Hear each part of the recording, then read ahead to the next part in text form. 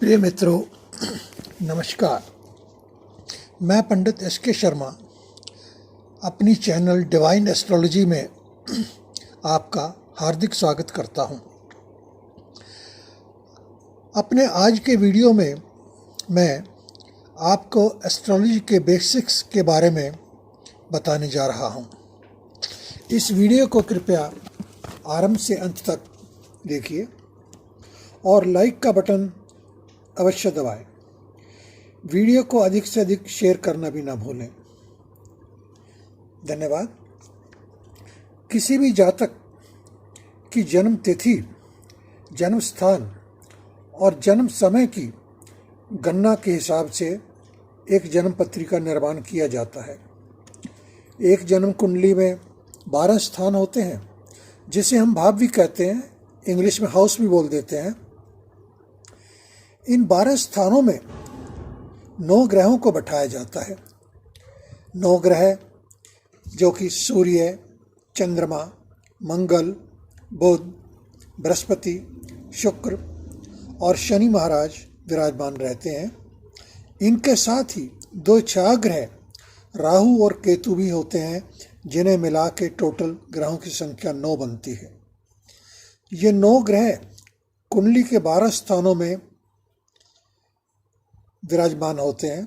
एक स्थान में एक ग्रह भी हो सकता है और एक स्थान में एक से अधिक ग्रह भी हो सकते हैं। इन 12 स्थानों में 12 ही राशियां होती हैं।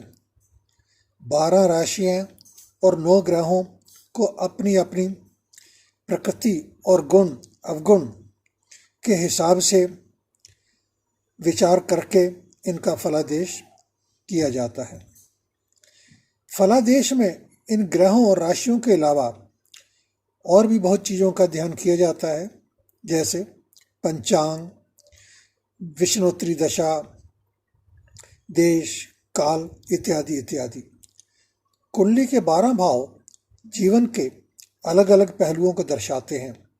जैसे कि प्रथम भाव, जैसे हम लगन भी कहते हैं, ये कुंडली का एक बहुत ही महत्वपूर्ण भाव होता है। इससे जातक के अनेक पहलुओं पर प्रकाश पड़ता है, जैसा कि स्वास्थ्य, व्यक्तित्व, नेचर, रंग रूप और जीवन के और भी अन्य महत्वपूर्ण पहलुओं से इस भाव से ज्ञान प्राप्त किया जाता है। भाव नंबर 2 से मनुष्य की वाणी, भाषा, धन, परिवार, सौभाग्य, लाभ हानि देखी जाती है। दाईं आंख और कल्पना शक्ति का पता भी इसी भाव से किया जाता है। भाव नंबर 3 की बात करते हैं। इससे व्यक्ति के साहस के बारे में पता लगता है। छोटे भाई बहन, अड़ोस पड़ोस और जातक के नर्वस सिस्टम का ज्ञान भी इसी से लगाया जाता है।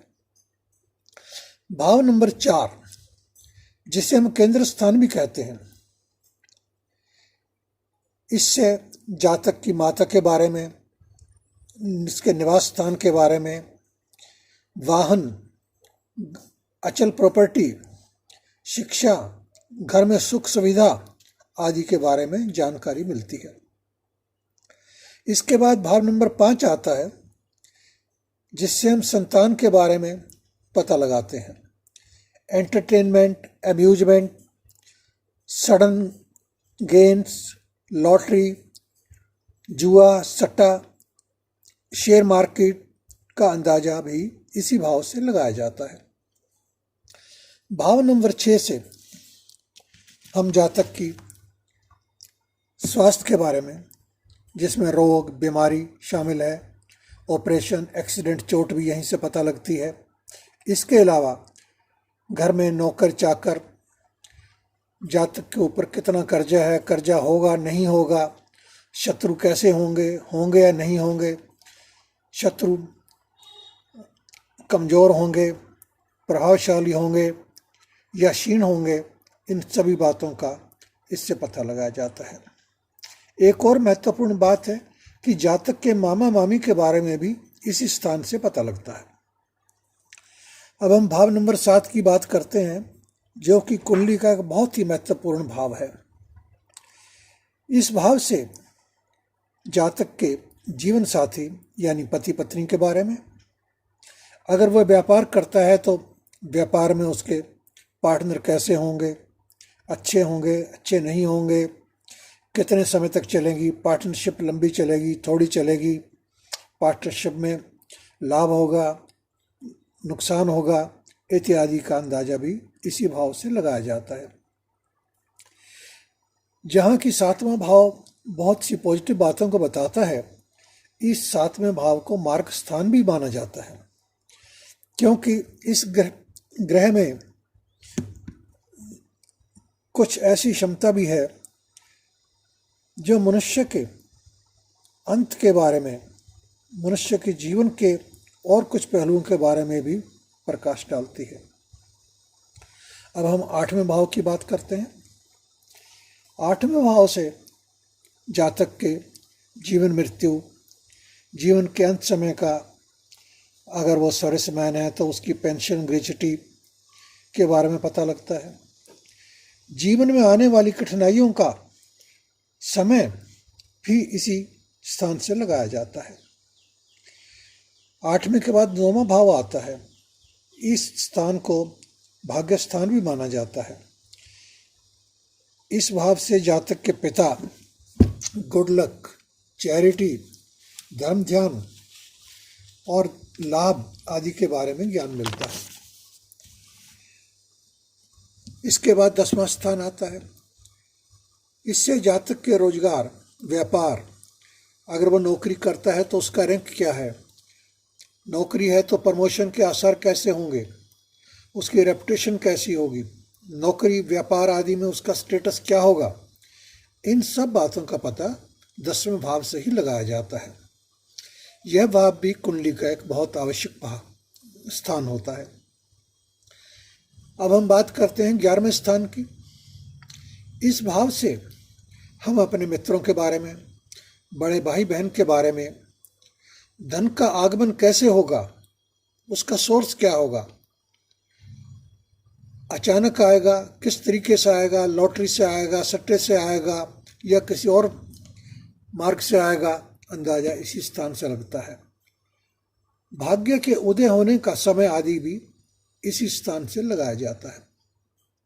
अब हम बात करते हैं अंतिम और 12वें भाव की। इस भाव से हमें अपने जीवन की अड़चनों के बारे में, नुकसान के बारे में, अधिक खर्चे के बारे में, परिवार से अलग होने की संभावनाओं के बारे में, विदेश यात्रा के बारे में, इन चीज़ों के बारे में, विदेश में जाके आपकी सेटलमेंट कैसी होगी, लाभप्रद रहेगी या नहीं रहेगी, इन सब चीज़ों का पता 12वें भाव से लगता है। दोस्तों, उपर्युक्त सभी भावों को कई प्रकार से, डिफरेंट पहलुओं से, राशि के आधार से, ग्रहों के आधार से, दशाओं के आधार से, पंचांग के आधार से, गोचर के हिसाब से कई प्रकार की गणनाएं करके किसी निष्कर्ष पर पहुंचा जाता है। इसके लिए लंबे अभ्यास और ज्ञान की आवश्यकता होती है। दोस्तों, आज की पोस्ट में सिर्फ इतना ही। आपसे निवेदन है कि पोस्ट को लाइक करें, शेयर करें और कमेंट बॉक्स में अपने कमेंट अवश्य डालें। आपके कमेंट को देख के हमें प्रोत्साहन मिलता है। अगर आप किस चीज़ के बारे में कोई क्लैरिफिकेशन लेना चाहते हैं तो वो भी आप अपने कमेंट बॉक्स में डाल सकते हैं। दोस्तों, चलते चलते मैं आपको एक आज का टिप देता हूँ जिसे फॉलो करके आप लाभ उठा सकते हैं। बड़ी सीधी सी बात है, अपने माता पिता का सदैव सम्मान करें।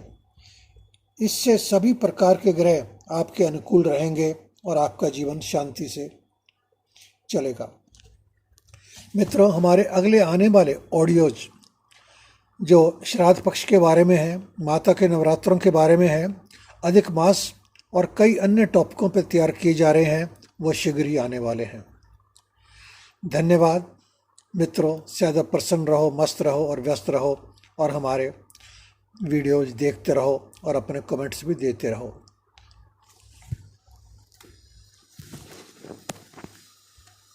प्रिय मित्रों,